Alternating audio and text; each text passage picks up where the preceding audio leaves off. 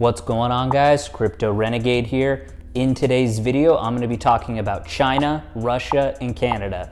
The real reason Bitcoin is so powerful. Hint, it can't be stopped. Let's get into it. But before I jump into the content, I just launched a brand new podcast that includes a live crypto case study. So check it out at cryptorenegade.live for more. Let's get into it. And here we go.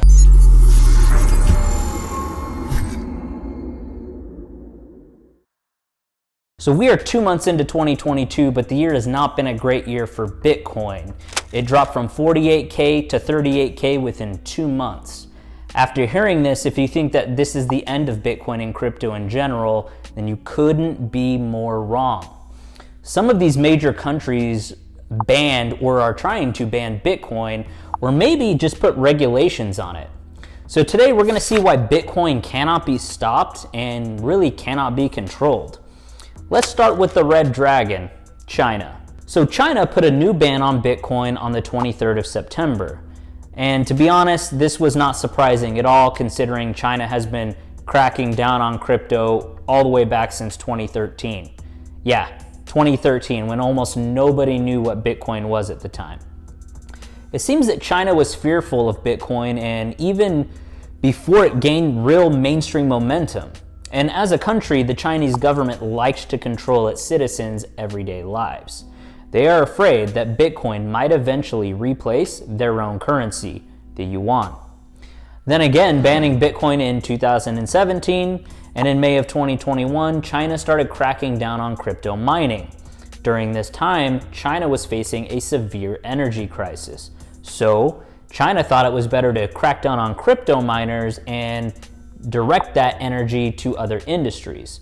This forced the miners to move overseas, mainly to Texas and the US, and Chinese crypto holders used a loophole in the law and started using offshore accounts.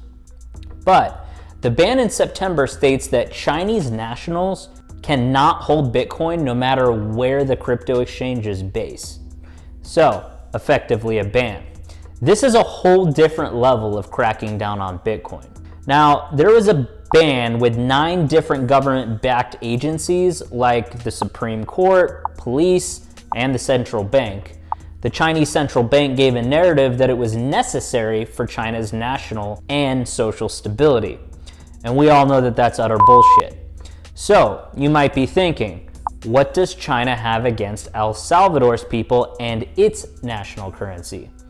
Well, the primary reason is China's own central bank digital currency, which is the Digital Yuan. Though Digital Yuan does not use blockchain technology in its core. So this is far from replacing Bitcoin with its own digital currency. The Digital Yuan is more of a way for the Chinese to move away from the dependency of the currency backed by the US dollar. Now, we saw the Trump administration putting sanctions left and right on China. And the day is not far away that China would want to move away from the dependency on the US and its national currency. Another reason for blocking Bitcoin is simply because they know that they can't stop it. They know that it can't be controlled. So why not build their own? Well, essentially one where they can surveil the entire country's transactions. Still, crypto addresses can be seen on the ledger, and it's almost impossible to track down the person behind that wallet. And when it comes to laundering money through multiple countries and multiple wallets, the task takes years of tracking and monetary resources to make this a reality. But even with multiple rounds of banning, did it actually affect the crypto market? The 2017 ban came during the 2017 bull market, and it didn't really impact the market. In fact, Bitcoin almost at 20K levels in that year. Now, let's rewind real quick to May 2021, and before that ban, Bitcoin was already running at 38,000 levels. The market fell for a short time, but eventually recovered after 5 months. Now, let's see Bitcoin's price movement during the September ban timeline. On the 1st of September, one Bitcoin was around 48.8K, and 1 month later, after the ban was placed, on the 1st of October, Bitcoin was still around 48K levels. And by the 20th of October, Bitcoin entered 65K levels for the first time back then. So it seems that the Bitcoin market had little to no effect from the China ban. It's like the boy who cried wolf.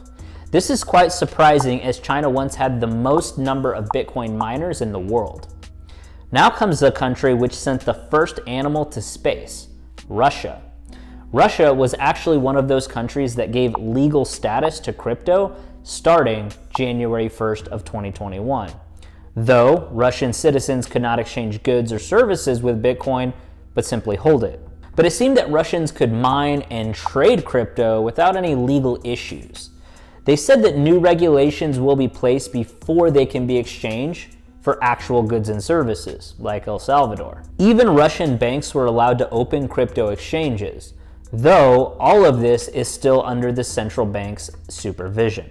This new legislation kind of viewed cryptocurrency as borderline criminal.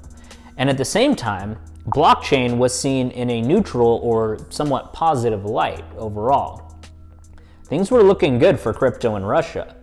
Even the crypto market saw this as excellent news, and Bitcoin jumped from 29K to 40K within the first 8 days of 2021. But 1 year after this, on the 20th of January 2022, the Russian central bank proposed a ban on cryptocurrency and almost killed the world's largest cryptocurrency mining industry. Though this is not surprising, the Russian authorities have criticized crypto for years. They feared crypto being used for illegal activities. That was the narrative. As if they didn't indulge in funding the terrorist movement in the part of eastern Ukraine, but we'll get into that later. Obviously, that affected the Bitcoin market negatively, which was already in a bear run. Bitcoin prices cracked from 41K to 38K in a week. Now, this was not surprising, as the market was already in a, we'll call it, bear run. But with growing tensions with Ukraine, Russia's demands regarding the de-escalation of NATO members from Eastern Europe were not met. The worst possible case scenario was war. And war means the Western countries will put sanctions and bans on Russia, which has already happened. With the ongoing tension, there came some good news, though, to the crypto market. There had been some chatter around Kremlin that they are putting in a law to place a legal status to Bitcoin. The new legislation was supposed to be released around the third week, but was delayed due to Russia's invasion into Ukraine. Now, with the West putting multiple sanctions on Russia, freezing Russian overseas assets, and even going as far as banning Russian companies, seems like Russia is backed into a little bit of a corner here. But in these challenging times, Bitcoin, like a knight in shining armor, showed up just for Russia. And Russia knew this, which is why they were about to remove the crypto ban. So how can Bitcoin help Russia with all of these sanctions in place? Now, before that, let's understand what the SWIFT network is, and SWIFT stands for Society for Worldwide Interbank Financial Telecommunications. Simply put, it's a method countries use to send and receive money. Now, with the US banning Russia from that system and NATO, this means that the Kremlin and its banks will be cut off worldwide, which will badly hurt the economy if they weren't sitting on tons of energy. Now, the decentralized nature of Bitcoin allows peer-to-peer transactions even if someone is blocked from the traditional banking system. As I mentioned before, only the wallet address is visible on a crypto public ledger or blockchain. It's challenging to identify the person behind that wallet. And even if someone can identify the person can simply ditch the current wallet and create a new wallet. The authorities will forever be left playing a game of cat and mouse, not to mention tornado cash. Look it up. This method was used by the governments of Iran and North Korea to get around these sanctions. So it looks like the war is far from over, and with Russia now using Bitcoin to go around the sanctions, strong-arming Russia is just like pouring a few drops of water on a massive fire. For Russia, banning Bitcoin and then using it in over a month's time, love them or hate them, Russia might be the first global superpower that will post a middle finger to the dollar and start using Bitcoin. Why? Because you can easily evade sanctions. Plain and simple, cut me off, I'll find another way. Some men aren't looking for anything logical, like money. They can't be bought, bullied, reasoned, or negotiated with. It's like condemning fruits for causing diabetes because there's natural sugars, but then eating it again when the health starts to deteriorate. They finally saw the potential of cryptocurrency and Bitcoin, and war is a good use case. If nothing else, it was out of necessity. Now let's end, of course, with our neighbors to the Great White North, Canada. Canada is one such country where cryptocurrency is almost legal. Why? Well, let me explain. Companies in Canada are dealing with crypto in order to register with FINTRAC, which is Financial Transactions and Reports Analysis Center of Canada. The companies need to keep reports and report suspicious or what they deem as terrorist activities to their customers. The law even applies to non-Canadian based exchanges if they have Canadian customers or use any Canadian banks as intermediaries. All digital currency businesses were regulated as money service businesses. So all these regulations by the Canadian government get a big thumbs up from the Crypto Renegade channel. However, this will bring trust and remove the fear of using cryptos for funding terrorist activities. But again, it depends on who you define as a terrorist. In April 2018, the Bank of Montreal announced that its users cannot buy or sell crypto with credit or debit cards. Then another bank followed suit. So it seems that crypto is almost legal in Canada. Still, you cannot buy them with certain banks, and that is why I called the crypto legality status in Canada almost legal. Now, a few days back, a Canadian court asked all the wallet providers to freeze their wallets and turn over all the users' information due to the Freedom Convoy issue. But what they got was an excellent lesson on how crypto actually works. Nunchuk is a Bitcoin and multi-signature Bitcoin wallet provider. Their platform is built on an open source platform, and they do not hold any users' funds. When users use self-custody wallets like Nunchuk, a de-encryption key is created, which only the owner gets, aka private key. This company never possesses your private keys ever at any point in time.